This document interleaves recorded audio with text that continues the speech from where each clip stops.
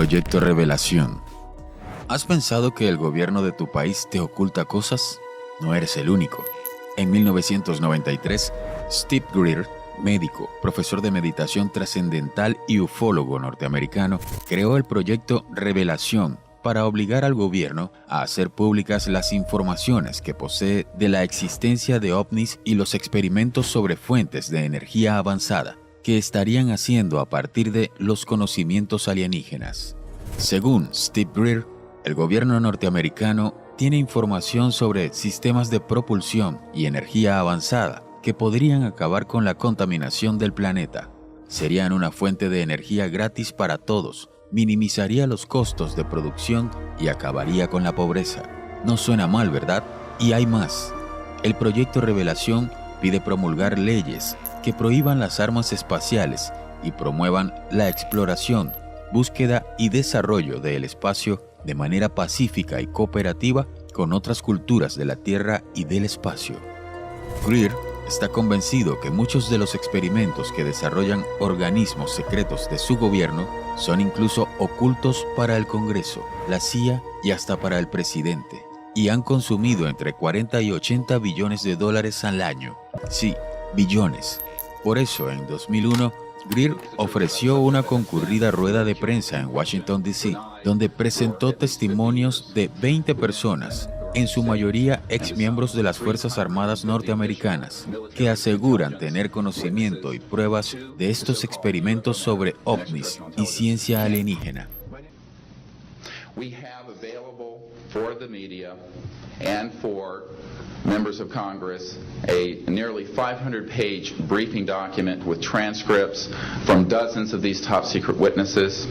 We have a 4-hour videotape summary. It's not a commercial product, I'll warn you, from this project of the 120 hours that we have in interviews so far. They've been boiled down to 4 hours, and it's available for the Congress to review and for the major media to review.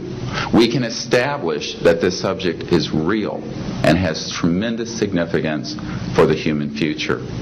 I ask on all of you who are listening to contact the members of Congress that represent you and the leaders around the world, other countries, and ask them to hold an honest inquiry into this subject, to support a ban. The voice tapes of the controllers that were involved, the FAA original tapes. See, after we handed this stuff off to the President's staff, the FAA didn't know what to do with it. We don't separate UFOs from real traffic, so it's not our problem. Okay? I have a copy of the original of the video that we took, which is rather interesting. And once the thing was all over, the reports started coming into my office, but because it wasn't an FAA air traffic problem, the FAA's report ended up on a table in my office. And it stayed there until I retired, when one of the staffers packed up all my gear and helped it move to my house.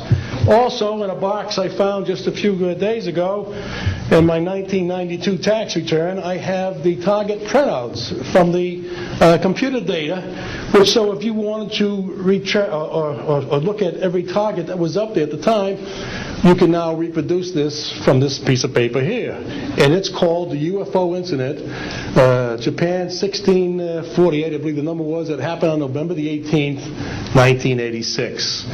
I'm prepared to go to Congress, to swear before Congress that everything I've told you people and everything that is here is the truth. Thank you. It worked. We put on a dog and pony show. We let them watch the video. We had all the data there. We had all the printouts that the computer put out. They got all excited over it. When it was all done, the CIA, one of the CIA men told the people they were now sworn to secrecy, that this meeting never happened and this event never happened. When I asked them why, I thought it was probably just a stealth bomber at the time. He says, well, this is the first time that we have recorded radar data on a UFO, and these guys are going to get all excited, drooling over all this data. I said, well, you're going to tell the public about it? And he says, no, we don't tell the public about this. It would panic the public. He says, we're going to go back and study this. I said, okay. was what he was going to do. My name is Michael Smith. I was in the Air Force, a sergeant, from 1967 to 1973. I was aircraft control and warning operator. While I was assigned to Klamath Falls, Oregon, in early 1970, I arrived at the radar site, and they were watching a UFO on a radar that was hovering at about 80,000 feet. It sat there for about 10 minutes and then slowly descended until it dropped off the radar. It was gone for about 5-10 minutes, and then instantly reappeared at 80,000 feet, stationary. The next sweep of the radar, it was 200 miles away, stationary. It hovered there for about 10 minutes and redid the whole cycle. ¿Te suena descabellado que lo que dice Greer sea cierto? Posiblemente esa información no quieren que salga a la luz para no afectar a los magnates económicos del planeta y demás.